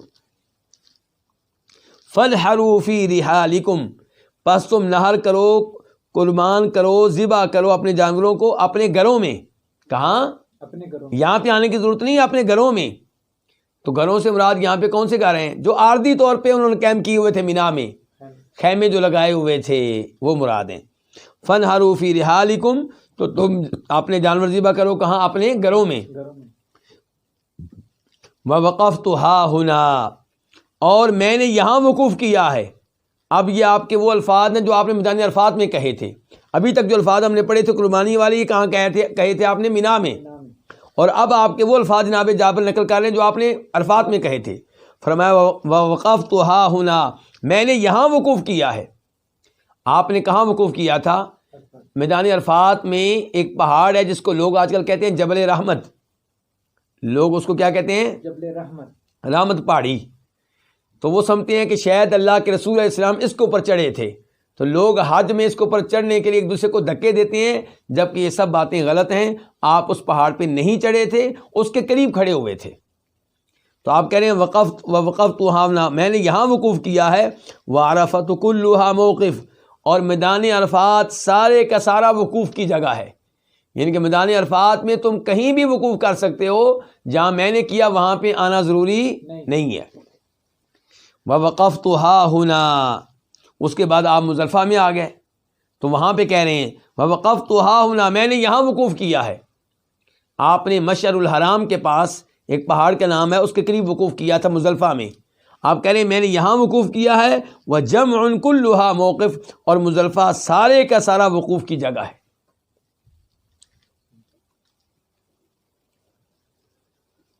اس کے بعد حدیث نمبر 797، 797 قاف، اس حدیث کو اپنی عربی کتب میں جگہ دینے والے امام کون ہیں؟ امام بخاری اور مسلم۔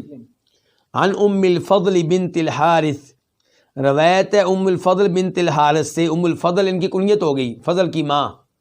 فضل کون ہے؟ فضل بن عباس جناب عباس کے بیٹے کا نام کیا؟ فضل. تو اس کا مطلب یہ کہ یہ ام الفضل کس کی وائف ہیں؟ جناب عباس کی. یعنی کہ نبی علیہ السلام کی کیا لگی؟ چچی.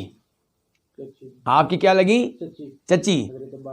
اور دوسری جانب سے یہ آپ کی سالی بھی لگتی ہیں، کیونکہ آپ کی ایک وائف ہے میمونہ بنت حارث رضی اللہ تعالی عنہا، ام المؤمنین میمونہ. تو یہ میمونہ کی بہن ہے، یہ ان کی کیا ہیں؟ جناب میمونہ اور ام الفضل کیا ہے؟ دونوں بہنیں ہیں. اور یہ ام الفضل عبداللہ بن عباس کی والدہ ہیں، فضل بن عباس کی والدہ ہیں، قسم بن عباس کی والدہ ہیں. تو ان کا نام کیا ہے؟ لبابہ. نام کیا ہے؟ لبابہ. ہاں، لوگ کہتے ہیں کہ ہماری بچی پیدا ہوئی ہے، کوئی نیا نام بتائیں. تو یہ نام نوٹ کر لیں صحابہ کرام کے. تو نام کیا ہے؟ لبابہ. تو ام الفضل بنت حارث سے روایت ہے کہ ان ناسا اختلفوا عندها، کہ کچھ لوگوں نے ان کے پاس اختلاف کیا. ام الفضل کے پاس کچھ لوگ کھڑے تھے، ان میں اختلاف ہو گیا. کس دن؟ یوم عرفہ، عرفات کے دن. اختلاف کس مسئلے میں؟ فی صوم النبی صلی اللہ علیہ وسلم، نبی علیہ السلام کے روزے کے بارے میں.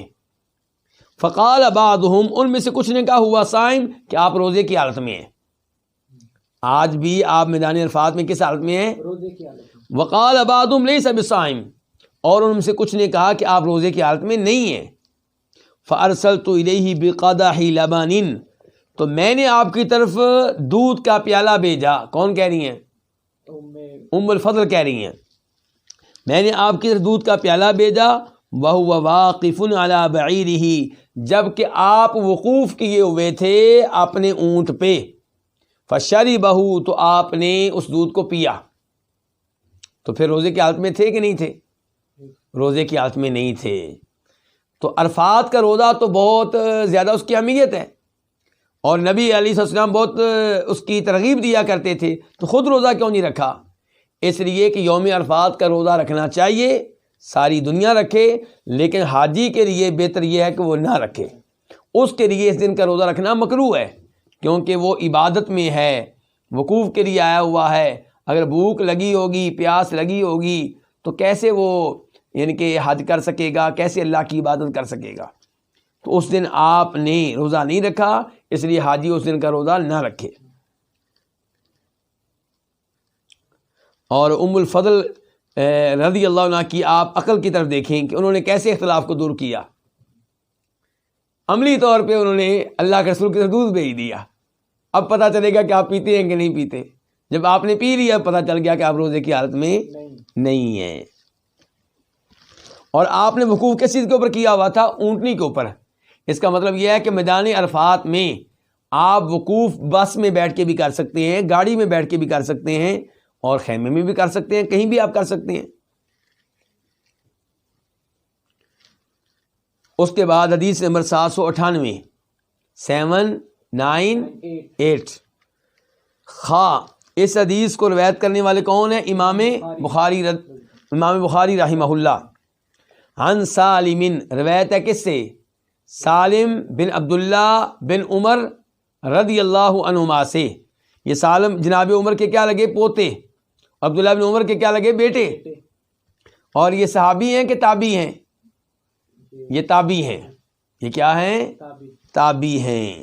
تو سالم بن عبداللہ بن عمر سے روایت ہے، قال، وہ کہتے ہیں، کتب عبد الملک الی الحجاج، کہ خلیفہ عبد الملک بن مروان بن حکم اموی نے لیٹر لکھا اپنے گورنر حجاج کی طرف. حجاج بن یوسف ثقفی، اس کی طرف لیٹر لکھا. کیا؟ کہ اللہ یخالف ابن عمر فی الحج، کہ وہ جناب عبداللہ بن عمر کی مخالفت نہ کرے حج کے معاملے میں. حج کے احکام و مسائل میں عبداللہ بن عمر کی مخالفت نہ کرے. خلیفہ نے لیٹر لکھ دیا اپنے گورنر کو، حجاج کو، اور حجاج ہی امیر حج تھا. امیر حج کون تھا؟ حجاج. یعنی کہ خلیفہ نے اس سال حج کا جو لیڈر مقرر کیا تھا، امیر حج مقرر کیا تھا کس کو؟ حجاج کو. حجاج بن یوسف کے بارے میں مشہور ہے کہ وہ ظالم تھا، اور واقعی اس سے غلطیاں ہوئی ہیں. لیکن اس کا مطلب یہ نہیں کہ وہ کافر تھا، اس کا مطلب یہ نہیں ہے کہ وہ منافق تھا. نہیں، مسلمان تھا، اس کے کئی کام اچھے بھی ہیں اور کچھ اس سے غلطیاں بھی ہوئی ہیں، لیکن بتانا ہی چاہتا ہوں کہ صحابہ کرام کو دیکھیے کہ اس آدمی کے پیچھے بھی نمازیں پڑھتے رہے، اس کی قیادت میں حج کرتے رہے، اس کی اطاعت کرتے رہے، جو صحابی بھی نہیں ہے اور بطور ظالم بھی مشہور ہے۔ تو اس سے کیا سبق ملا؟ اپنے حکمران کی بات ماننی چاہیے جب تک کہ اس کی بات قرآن و حدیث کے خلاف نہ ہو۔ جب اس کی بات قرآن و حدیث کے خلاف ہو تو وہ بات چھوڑ دیں جو خلاف ہے، یہ نہیں کہ اس کی وجہ سے آپ بغاوت کا نعرہ لگا دیں۔ حکمرانوں کی اطاعت کرنے میں خیر ہے، مصلحتیں ہیں، اور انشاءاللہ اجر و ثواب بھی ہے اور اللہ کی رضا بھی ہے۔ جب کہ حکمران کی آپ مخالفت کریں تو شریعت کی نصوص کی خلاف ورزی بھی ہے اور دنیاوی لحاظ سے بھی شدید نقصان ہے۔ وہ مسلمان ممالک کمزور رہے جہاں حکمرانوں کی اطاعت نہیں کی جاتی، اور کافر یہی چاہتے ہیں کہ مسلمان حکمران اور ان کی پبلک آپس میں لڑتی رہے، یہ ایک دوسرے کے مخالف رہیں۔ اس لیے مسلمانوں کو اس معاملے میں قرآن و حدیث کی نصوص پہ غور و فکر کرنے کی ضرورت ہے۔ افسوس یہ ہے کہ وہ لوگ جن کو ہم یہ کہتے ہیں کہ وہ قرآن و حدیث کی پیروی کرنے والے ہیں، وہ دائیں بائیں نہیں دیکھتے، اس معاملے میں آ کے ان سے بھی سستی ہو جاتی ہے۔ ایسا نہیں کرنا چاہیے۔ جیسے آپ رفع الیدین کی حدیث کو مانتے ہیں، جیسے آپ امام کے پیچھے سورہ فاتحہ پڑھنے کی حدیث کو مانتے ہیں، ایسے ان حدیث کو بھی مانیں۔ تو دیکھیے یعنی کہ خلیفہ عبد الملک بن مروان اموی نے خط کیا لکھا ہے کہ حج کے معاملے میں کس کی مخالفت نہیں کرنی؟ عبداللہ بن عمر کی۔ تو کیا پتا چلا کہ اموی لوگ جو ہیں صحابہ کرام کا احترام کرتے ہیں اور چاہتے ہیں کہ ان کی قیادت میں اور ان کی رہنمائی میں حج ہو، ان سے پوچھ کے حج ہو۔ فجاء ابن عمر، تو عبداللہ بن عمر کے بیٹے کہتے ہیں، سالم کہتے ہیں کہ میرے باپ عبداللہ بن عمر آئے، وَأَنَا مَعَهُ، جبکہ میں ان کے ساتھ تھا۔ کن کے؟ والد صاحب کے ساتھ۔ یوم عرفہ، کس دن؟ عرفات کے دن، یعنی کہ 9 تاریخ کو۔ حین زالت الشمس، کب آئے والد صاحب اور میں؟ جب سورج کو زوال لگ چکا تھا، سورج ڈھلنا شروع ہو گیا تھا، سورج ڈھلنا شروع ہو گیا تھا، یعنی کہ دوپہر کا وقت۔ فصاح عند سرادق الحجاج، تو والد صاحب ان کے عبداللہ بن عمر جو ہیں وہ چیخے حجاج کے ڈیرے کے پاس۔ کہاں چیخے؟ حجاج کے ڈیرے۔ چیخے کا مطلب کیا ہے؟ دوسری روایت میں وضاحت آتی ہے کہ اونچی آواز سے کہا کہاں ہے یہ، یعنی کہ کہاں ہے یہ، ان کے باہر آئے، بات سنیں، باہر نکلنے کا وقت ہو گیا، یہ کہاں گیا؟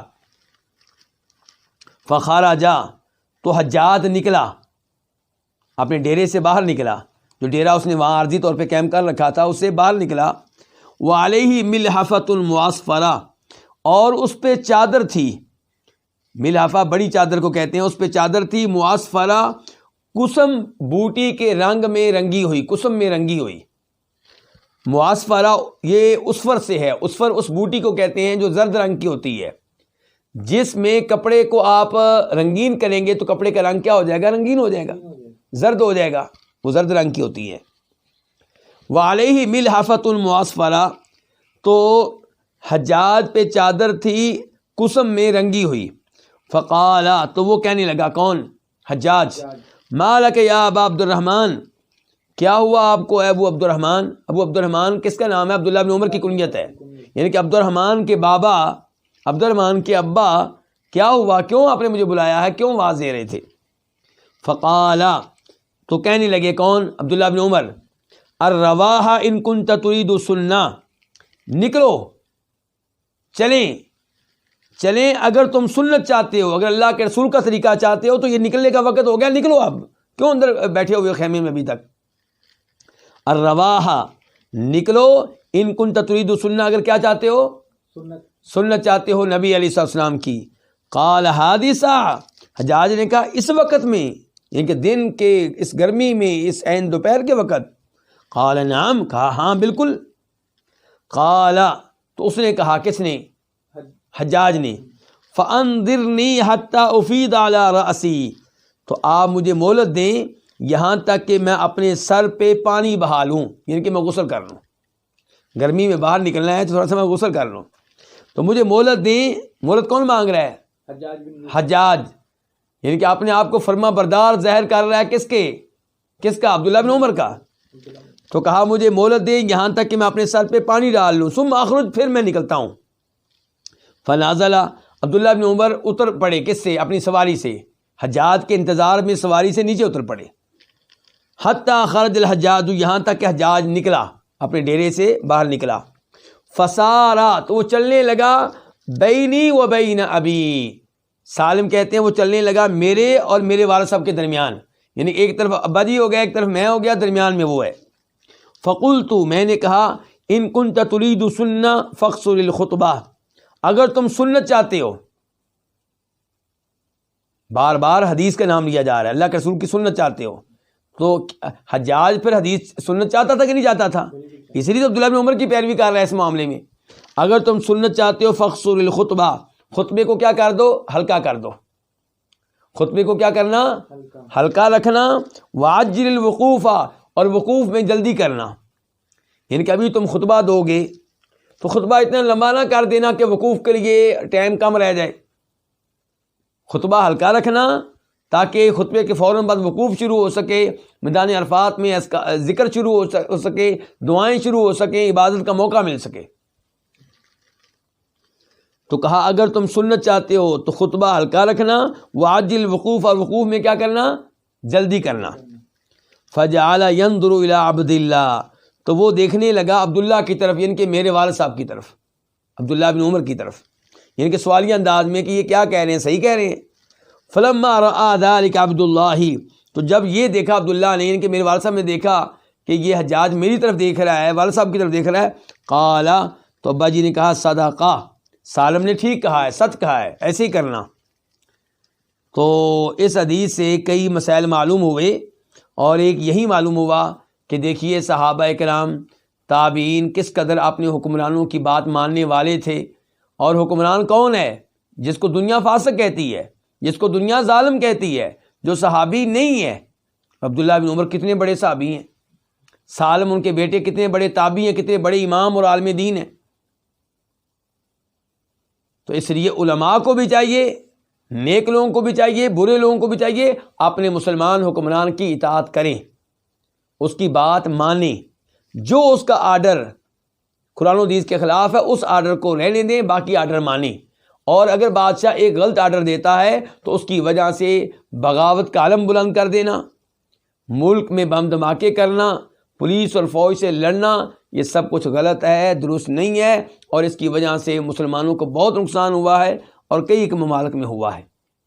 اللہ رب العزت سے دعا ہے کہ اللہ تعالیٰ دیگر شعبوں کی طرح اس معاملے میں بھی ہمیں قرآن و حدیث کی پیروی کرنے کی توفیق بخشے، اور اللہ رب العزت ہمارا یہ درس دینا اور سننا قبول فرمائے، ہمارے اوقات میں، ہماری زندگی میں برکتیں ڈالے۔ وآخر دعوانا الحمد للہ رب العالمین۔